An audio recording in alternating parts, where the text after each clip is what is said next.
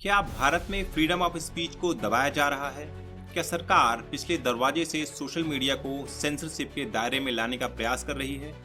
आइए जानने की कोशिश करते हैं इन सवालों के बारे में। हेलो दोस्तों, ग्रॉक एआई चैटबॉट को लॉन्च करके दुनिया भर में चर्चा का विषय बने रहने वाले इलॉन मस्क ने हाल ही में अपनी कंपनी एक्स कॉर्प द्वारा भारत में फ्रीडम ऑफ स्पीच को लेकर एक नई बहस शुरू कर दी। आपको बता दें कि बीते 5 मार्च को x Corp Karnataka high court में एक याचिका दायर करती है और यह आरोप लगाती है कि भारत सरकार आईटी एक्ट 2000 की धारा 79(3)(b) का गलत उपयोग कर रही है। वैसे ये कोई पहला मामला नहीं है कि जब फ्रीडम ऑफ स्पीच के मामले में सरकार और सोशल मीडिया साइट एक्स आमने सामने हो। जुलाई 2022 में जब सोशल मीडिया साइट एक्स को ट्विटर के नाम से जाना जाता था, तब भी एक ऐसा ही मामला चर्चा में आया था। ऐसा पहली बार हुआ था कि जब भारत सरकार ने राष्ट्रीय सुरक्षा पर खतरे और पब्लिक ऑर्डर को सुचारू रखने के उद्देश्य से ट्विटर को कुछ संदिग्ध अकाउंट्स बंद करने और कुछ पोस्ट हटाने के कई आदेश जारी किए थे। लेकिन सरकार के इन आदेशों को दरकिनार करते हुए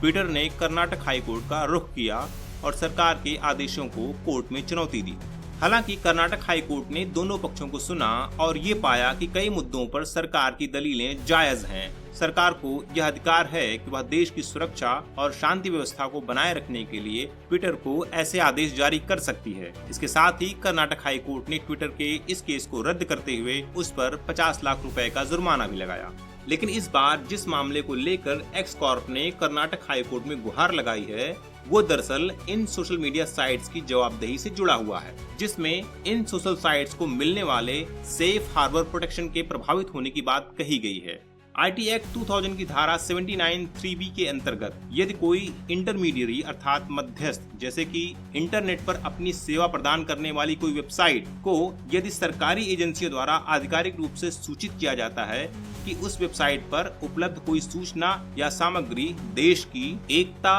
अखंडता, संप्रभुता, आंतरिक सुरक्षा, विदेशी राज्यों के साथ मैत्रीपूर्ण संबंध अथवा किसी समकालीन कानून का उल्लंघन है, तो वह वेबसाइट उस सूचना या सामग्री को अपने पोर्टल से हटाने के लिए बाध्य है। यदि सूचित किए जाने के बाद भी वह वेबसाइट अपने पोर्टल से उस सूचना या सामग्री को नहीं हटाती है, तो इस स्थिति में उस वेबसाइट को आईटी एक्ट 2000 की धारा 79 के तहत मिलने वाला सेफ हार्बर प्रोटेक्शन निलंबित हो जाएगा, जिसके फलस्वरूप इस अपराध के अंतर्गत सूचना प्रसारित करने वाले व्यक्ति या निकाय के साथ साथ वह वेबसाइट भी इस कृत्य के लिए समान रूप से दोषी मानी जाएगी। इसी सेफ हार्बर प्रोटेक्शन के समाप्त हो जाने का डर ही वह मुख्य कारण है जिसने इंटरमीडियरीज की नींद उड़ा रखी है, क्योंकि किसी मामले में कोर्ट अगर इंटरमीडियरीज को साइबर अपराध के लिए दोषी मानती है तो इन्हें भारी जुर्माने और सजा दोनों का सामना करना पड़ सकता है। इस स्थिति से बचने के लिए एक्स कॉर्प ने कर्नाटक हाई कोर्ट में यह दावा किया है कि धारा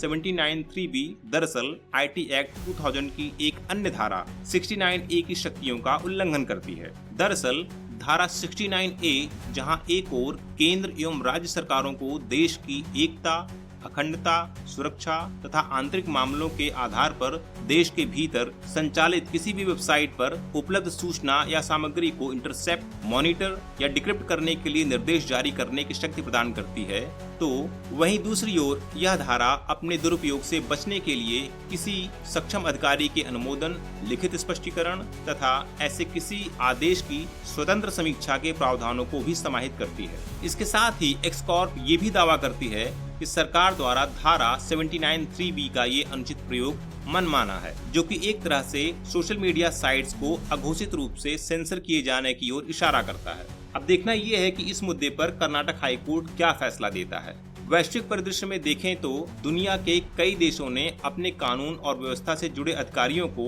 इंटरमीडियरीज यानी कि इंटरनेट सेवा प्रदाताओं या वेब होस्टिंग सेवा प्रदाताओं के सहयोग द्वारा एक ऐसा कानून बनाया है जो इन सबको एक साथ लाता है और सबकी जवाबदेही तय करता है। भारत में भी ऐसा कानून बनाए जाने की दिशा में वर्ष 2015 में श्रेया सिंघल बनाम भारत संघ मामले में सुप्रीम कोर्ट द्वारा दिया गया फैसला एक मील का पत्थर साबित हुआ है। क्या था ये मामला, जानने के लिए कमेंट करें और इस वीडियो को लाइक एवं सब्सक्राइब करने के साथ अपने विचारों को भी साझा करें।